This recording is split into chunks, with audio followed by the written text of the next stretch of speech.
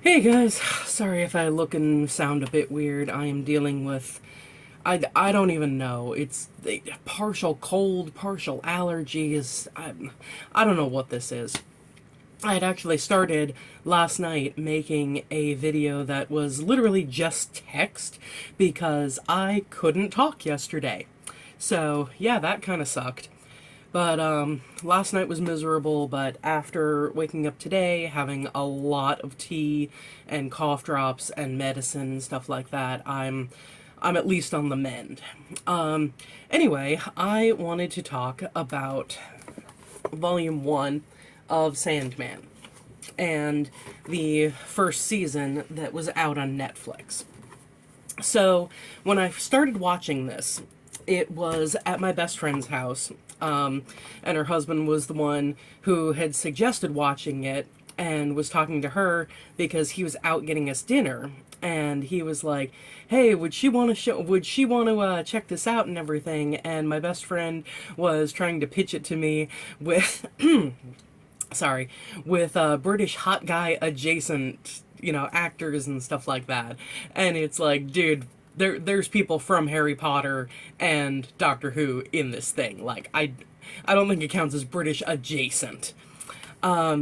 Anyway, though, one of the scenes specifically that I want to talk about is the scene that is between Dream and, in the show, Lucifer Morningstar.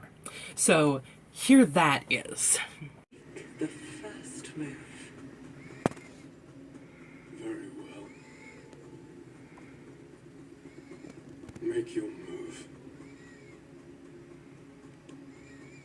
I am a direwolf. Prey stalking. Lethal prowler.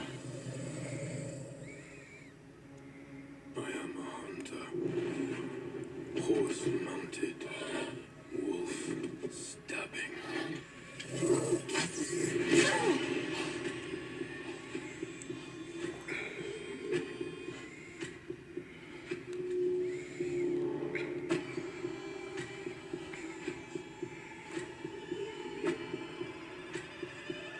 I am a serpent. Horse biting. Poisoned toothed.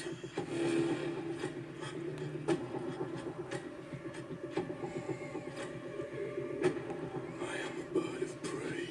Snake devouring. Talons ripping.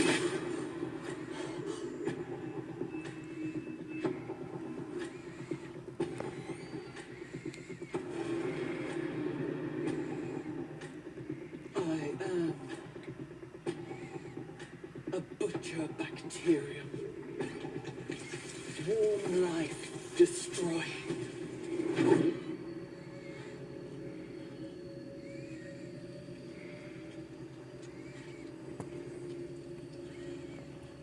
I am a world. Space floating. Life nurturing. I am a nova. All exploding, planet cremating.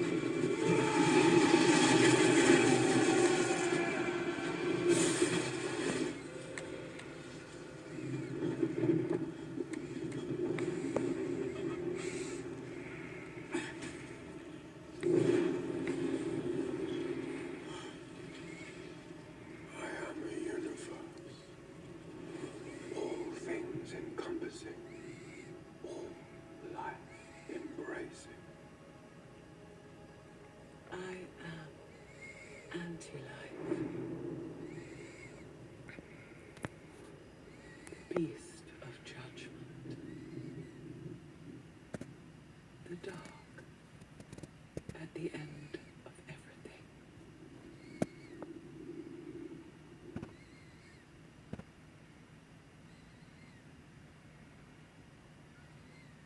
What will you be then, Dream Lord?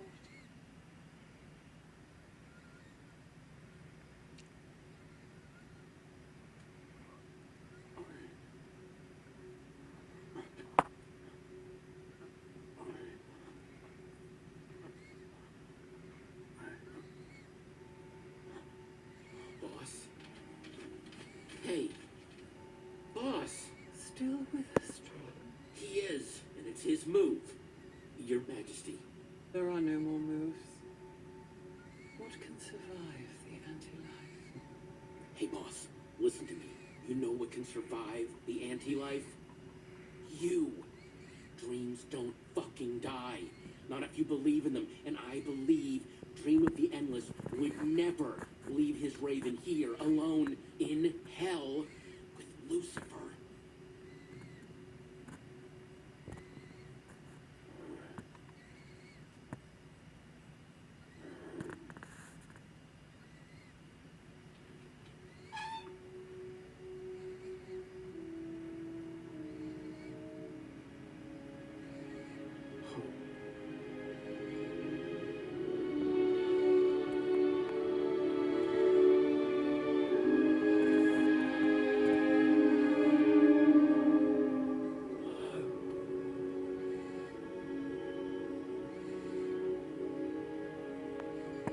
Lightbringer,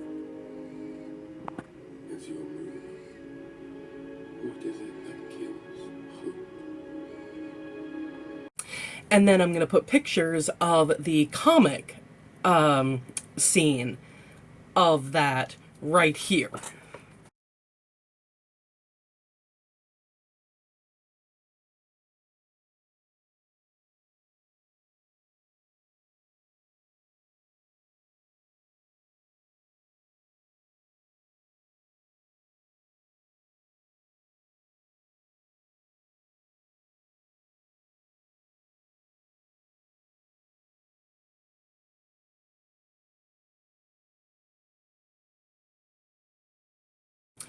So one of the things that her husband, my best friend's husband, was talking about while we were watching the show is that he is this, you know,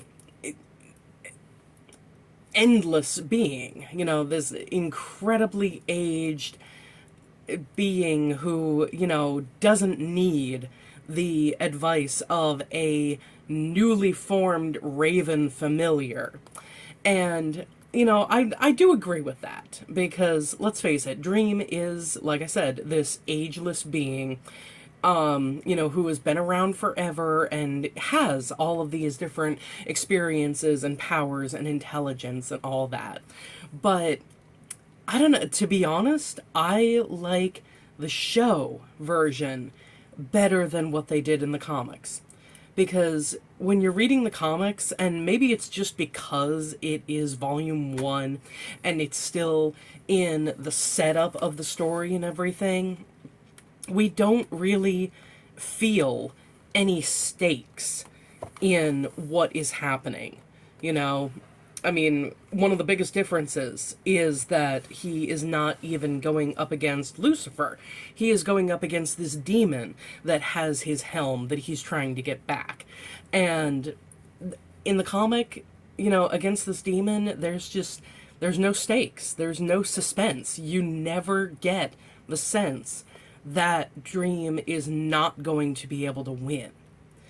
And yet, in the show, that scene that I put in here was the advertisement that I saw for Sandman. And I was like, oh my god, this looks really good.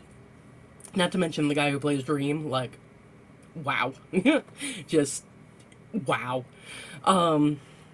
But yeah, I love how in the show you really feel like the stakes are there. Because a little bit earlier, he mentions how, because he doesn't have his helm, because he doesn't have the ruby, he is nowhere near at full power. And I believe he says something like, even if he did have all of his things, the ruby, the helm, the pouch, he still is not as powerful as Lucifer Morningstar. Correct me in the comments if I'm wrong on that. But basically, the fact that he said that, and the fact that the demon in the show chooses Lucifer to be his champion, and so it is Lucifer against Dream, it raises the stakes. And, throughout the entire battle, you're on the edge of your seat. You're sitting there like, oh my god, is he really gonna win? What kind of I am statement is going to beat what Lucifer has said. And it gets to the end, and it's like I said to my best friend's husband. I get how he prefers the comic, and I get why he prefers it, because this newly formed Raven familiar of his, isn't teaching him anything he doesn't already know. But at the same time, with the show, that Raven is all of us. That Raven is all of us watching, being on the edge of our seats, aware of these stakes, and wanting him, wishing that he would come up with, what beats anti-life. And I love that. I love how, there are actual stakes in the show. And for those who don't know the comics, you don't know how that battle is going to go. So, like I said, though, I do understand within the comics how, it's still volume 1. They're still really setting up the story.